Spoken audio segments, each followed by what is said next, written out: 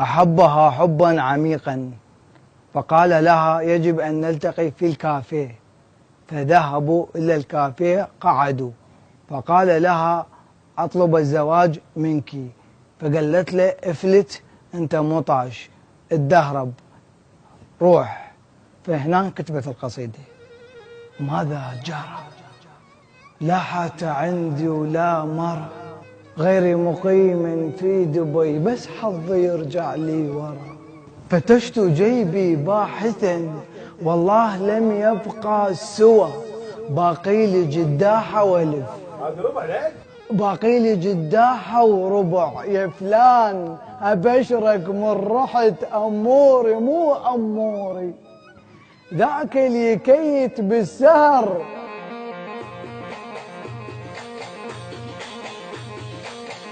ذاك اللي كيت بالسهر حد ما يصل وقت الفجر يتريق بقدوري.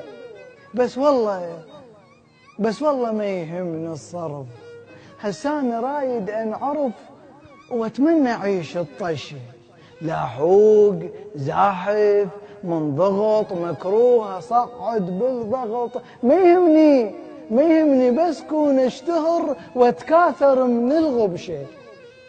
قد فات عمري مظلمه ما حد يدق ببابي، يمتى اشتهر والحاتة تتوسل تريد سنابي،